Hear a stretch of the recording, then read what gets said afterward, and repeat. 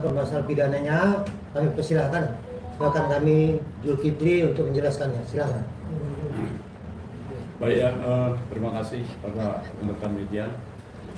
Jadi tadi pagi jam 10 mulai ya. Acara materi adalah dakwaan terhadap Nikita Mirjani sebagai terdakwa dan Ismail Marzuki sebagai terdakwa. Kemudian di dalam persidangan tadi memang kami tidak hadir, tapi kami tetap monitor.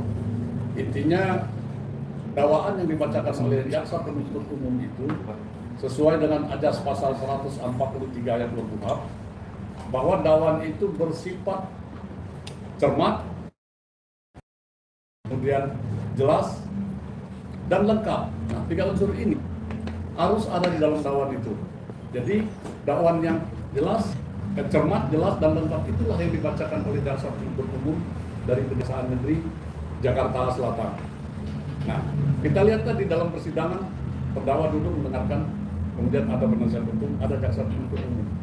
Mewakili kepentingan klien kami, Reja, adalah jaksa penuntut umum. Nah, dakwaan yang akan dipaparkan nantinya, dakwaan yang akan dipaparkan tadi adalah uraian unsur dari perbuatan yang dilakukan oleh kedua terdakwa tadi. Semua diuraikan, itu adalah hasil dari penyidikan dari polisi, mulai dari penyidikan, kemudian barang bukti, saksi. Nah, itu semua disebutkan nama-nama jelas siapa-siapa yang terkait dalam perkara itu. Kemudian bagaimana perbuatannya jelas. Kita lihat tadi ada pasal berlapis ya. Pertama pasal ke-1 tuntutan tentang ITE. Kemudian kedua berkaitan dengan pencemaran pasal 369 ayat 1. Ketiga dan itu mengikut maksudnya. Mengikut adalah TPPU. Jadi 3 dakwaan, 2 berlapis, 1 TPPU itu sudah jelas dan kami yakini itulah fakta perbuatan yang dilakukan oleh kedua terdakwa tadi sehingga hakim pun mendengar apa yang dibacakan oleh jaksa penuntut umum. Itu aja mungkin yang bisa disampaikan. Bang, di dalam persidangan juga tadi nih kita mengatakan bahwa banyak yang dimanipulatif, contohnya rekaman yang dipotong-potong. Menanggapi hal itu mungkin gimana, Bang? Iya, bunyi unsur dari 143 ayat 2 KUHP itu adalah cermat, jelas dan lengkap. Nah, lengkap itulah. Kalau semua diuraikan ya mungkin tidak lagi ada cermatnya tadi, tidak masuk. Tapi itu 3 unsur tadi sehingga bukan terpotong-potong. Nanti di dalam pembuktian akan kelihatan, terurai, terbuka. Mungkin klien kami akan menguraikan bagaimana sih mendapatkan kata-kata itu. Dan ada bukti, mungkin akan dibuka nanti melalui media atau melalui bahasa dari isi apa yang jadi dalam uraian dari rekaman itu akan terbuka semua. Jadi nggak ada yang terpotong-potong. Kalau menurut kami itu. Bang, dalam dakwaan tiba-tiba ada pasal yang berbeda. Ternyata ini dakwaannya pasal pencemaran nama baik. Pasal pencemaran nama baik. Iya. Nggak ada ya tapi maksudnya. Nah intinya gini ya. Hasil dari penyidikan itu semua kan tertuang oleh jaksa penuntut umum.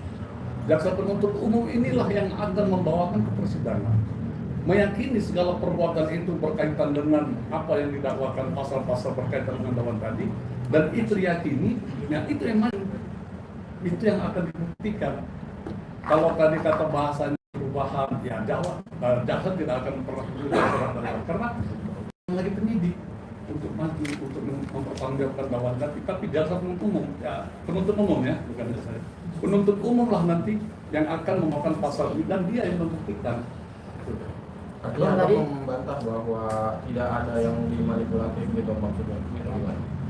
Tidak. Semua uraian fakta perbuatan yang ada itu berkaitan dengan unsur-unsur pasal yang ada dicantumkan di dalam dakwaan itu.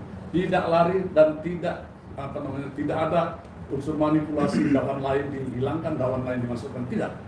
Kami yakin itu tidak ada karena fakta perbuatan yang menjadi dasar, bukan karena keinginan menggeser atau menghilangkan, tapi dasar perbuatan. Ya, jadi begini ya, saya tambahkan ya, bahwa jaksa penuntut umum ini mempelajari materi atau pokok perkaranya, ceritanya seperti apa, itu yang dipegang oleh jaksa penuntut umum. Ya. materi perkara inilah yang disusun, seperti apa susunannya, riwayatnya, kemudian pasal apa yang betul-betul mengena kepada perbuatan itu. Ya, tadi dikatakan ganti-ganti pasal, ini bukan hal ganti-ganti pasal, bukan ganti-ganti pasal. Pada saat pelapor membuat laporannya, ceritanya hanya singkat. Ya, kalau diketikkan itu paling nggak sampai 1 halaman, setengah halaman, hanya dilaporkan intinya, sehingga pihak penyidik kepolisian itu hanya menangkap cerita pendeknya. Tapi begitu diselidiki, disidik, ternyata ceritanya itu panjang. Ya, sampai kepada dikirim ke kejaksaan, makanya ada P19 itu kan dipelajari kembali supaya disusun kembali pokok perkaranya yang disusun. Baru kemudian jaksa penuntut umum mengetahui pasal apakah yang tepat untuk dakwaan. Jaksa penuntut umum itu tidak serta-merta menerima saja apa yang dilaporkan oleh polisi. Dia lihat dulu pokok perkaranya seperti apa, kemudian dia cocokkan pasal apa yang bisa dipakai untuk dakwaan.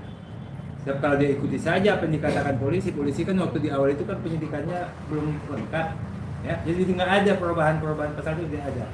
Hanya disesuaikan dengan fakta perkara yang diperiksa. Itu intinya. Jadi bukan pasalnya yang jadi pokok permasalahan, tapi adalah perkaranya yang jadi pokok permasalahan. Jadi unsur pemerasannya diganti. Pak, Ya. kan tadinya awal ada pemerasan, tapi ketika tadi dibaca dakwaannya tidak ada. Bukan diganti, jadi Ya, jadi begini ya, laporan itu kita sebagai masyarakat kan menyampaikan bahwa ada sesuatu yang kita anggap melanggar perbuatan tidak pidana. Pasalnya adalah seperti apa yang diuraikan tadi, misalnya pemerasan apa. Nah, di dalam pemeriksaan penyidik dengan memanggil para saksi itu kelihatan bahwa arahnya ini adalah sifatnya melalui media, pemerasan melalui media, pasal 39 ayat 1 kan gitu ya. 368, 369 itu satu bab itu dalam KUHP. Nah, karena saya akhirnya menguliahin yang senior lagi, tapi nggak pantas saya ya. Itu satu bab, hanya menempatkan dengan beberapa saksi. Nah, yang paling tepat itu di 369 ayat 1, bukan di 368 ayat 368, bukan pengancaman tadi. Jadi pemerasan sifatnya itu 368, pengancaman melalui tulisan itu 369. Nah, ternyata kan dalam uraian perbuatan lebih banyak kan, lebih banyak memunculkan melalui media, melalui TikTok, melalui nah itu yang lebih tepat dia di 3691. Ini KUHP. Bang, tapi akhirnya tidak ada, maksudnya JPU-nya akhirnya mendakwakannya pencemaran nama baik.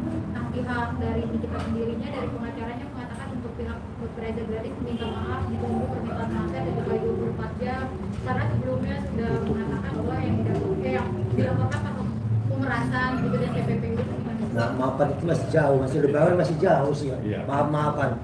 Tapi yang pasti kami telah melaporkan tindak pidana ini dan penyidik telah menetapkan sebagai tersangka, JPU telah menyatakan P21 dan saat ini masuk ke pengadilan. Buktikan itu pengadilan. Jadi nggak usah maaf, tidak ada cara maaf bagimu. Itu aja bagi kami. Bang, berarti kan juga pemerasan dan TPPU-nya tidak ada, hanya ada pencemaran nama baik. Dari pihak Reza Gladys sudah puas untuk sampai di tahap pengadilan ini, Bang? Saat ini semua masalah itu ada di tangan JPU. Jadi kami hanya sebagai penonton saat ini. Jadi kalaupun ada kesalahan silakan JPU yang melakukannya, bukan kami. Nah, tapi kan nggak sesuai harapan dari Reza Gladys sendiri. Artinya kan awalnya pasalnya pemerasan, tapi JPU tidak menghadirkan itu. Dia hanya nama baik. Tetap ada pemerasan, 369 itu pemerasan. Dengan tulisan. 369 KUHP itu pemerasan. Hanya tadi 368 oleh penyidik berdasarkan wewenang JPU. JPU punya hak untuk menyesuaikan pasal apa yang tepat di sini. Jadi bagi kami silakan, ini sekarang wilayah JPU untuk membuktikannya. Kami kan sudah diwakilkan JPU. Silakan JPU yang membuktikan. Bang, tadi Anda juga sempat bilang bahwa Reza Gladys beberapa kali mengubah BAP-nya lebih dari 2 kali, 4 kali malah ya. Gini ya. Kenapa, Bang? Kalau itu yang jadi masalah, berita acara pemeriksaan itu bersifat rahasia. Tidak siapapun boleh mendapatkannya. Itu ya, ingat ya. Apalagi tersangka, itu tidak bisa. Itu fatal. Nah, kalau yang bersifat rahasia itu, si yang diperiksa hanya membaca, kemudian apakah ada koreksi atau tidak, kemudian diperbaiki. Nah, setelah diperbaiki tanda tangani, nah sudah selesai. Jadi bagaimana tadi pihak terdakwa bisa mendapatkan itu? Kita tidak sampai membahasnya begitu jauh. Tanya aja kepada kita, dari mana dapat tuh pihak perkara? Tanda tanya dok kita. Tanda tanya kita nih, sampai sejauh begitu. Padahal itu bersifat rahasia. Kebocoran surat berita acara itu aja ada tindak pidananya. Apalagi mendapatkan 2 kali ya, itu mungkin ya kalau kita bilang itu tidak dibenarkan di dalam proses hukum. Jadi mungkin gini, tadi kan agenda sidang itu kan baru pembahasan dakwaan. Artinya dakwaan itu sendiri pernyataan jaksa penuntut umum berkaitan tuduhan-tuduhan terhadap Nikita Mirzani atas tindakan yang dilakukannya, itu dakwaan. Nah, adapun di dalam setelah dilakukan penelitian ada pengembangan pasal, itu bukan kewenangan kami. Tugas kami hanya melaporkan ini ada tindak pidana. Setelah diproses di kepolisian, baru dilakukanlah sampai tahap P21. Setelah P21 itu kewenangannya beralih dari kepolisian, kewenangannya pindah ke kejaksaan. Setelah sekarang proses persidangan, jaksa sudah melakukan dakwaan. Dari dakwaan-dakwaan ini, artinya ini sudah masuk proses persidangan sebagai jaksa melakukan dakwaan ini atas dasar dari penyidikan kepolisian. Jadi itu ya. Jadi ini kan baru sebatas dakwaan. Artinya untuk tahap berikutnya, umpamanya ada perubahan-perubahan, itu kewenangan jaksa, bukan kewenangan kami. Kami hanya selaku pelapor. Mungkin itu. Ada lagi? Bang, kita mau pertanyakan pada awalnya di dakwaan itu menyasar dokter, tapi kenapa harus ini kita yang akhirnya akan merasa menjadi korban?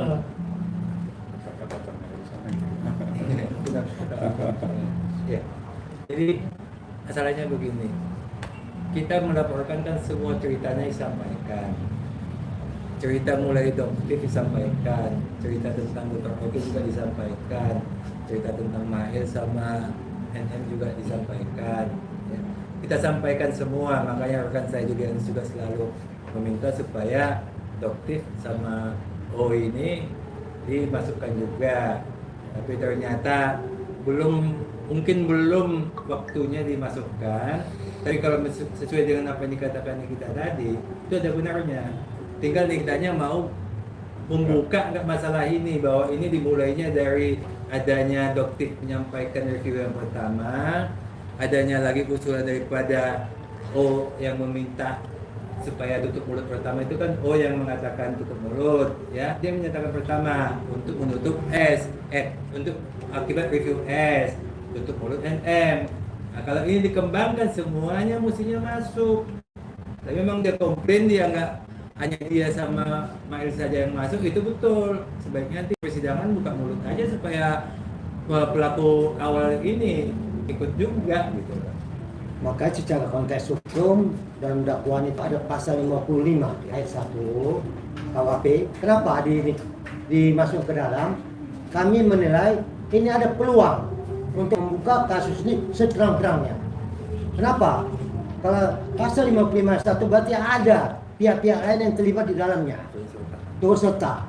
Makanya kami harapkan kepada saudari NM, silakanlah buka di pengadilan. Karena walau bagaimanapun kita mau ini kejelasan, keterbukaan selama persidangan, sehingga siapa yang salah itu dihukum. Jadi tidak ada hanya fokus pada NM, tidak. Kami siapa yang salah itu yang dihukum. Kalau NM nanti terbukti tidak bersalah, ya kan dia bebas. Tapi kalau terbukti, untuk itu kami harapkan supaya ini dibuka semua. Jangan ada yang ditutup-tutupin. Sehingga pakai terang benderang. Kita harapkan kami kepada terdakwa ini supaya benar-benar membuka ini semua. Jangan katakan kenapa saya aja, dia buka dong supaya ini jelas kasusnya. Itu aja mungkin. Bang, tadi setelah persidangan juga kita sempat ngamuk ya, karena juga dihalang-halangi oleh pihak GPU, mungkin penanggapannya seperti apa? Kalau itu biasa lah, terdakwa kan biasa sensi kalau kayak gitu. Jadi kita nggak usah terlampau topik pembahasan kami ini sebagai lawyer daripada Legal Police, fokusnya adalah bagaimana mekanisme hukum dan penegakan hukum dapat dilaksanakan dengan baik. Itu aja bagi kami. Tapi tadi juga sempat menyurat itu Bapak Presiden Prabowo juga.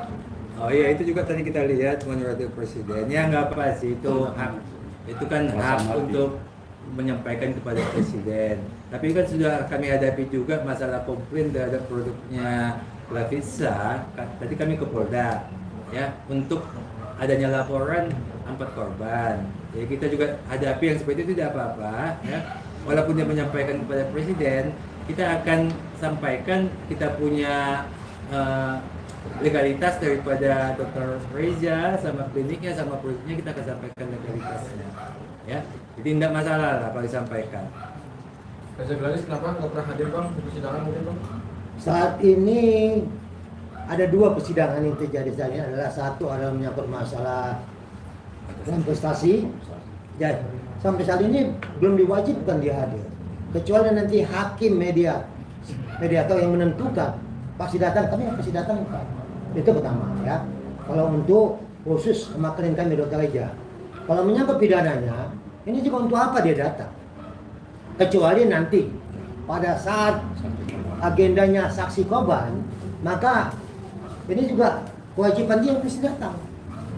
Kami akan hadirkan. Tapi kalau enggak ngapain? Hanya yang ada bulian, cemooh, hujatan, kan enggak cocok juga. Tapi ya sudahlah, kami akan hadapi ini sesuai mekanisme hukum. Kami siap menegakkan hukum ini bagaimana yang sebaiknya.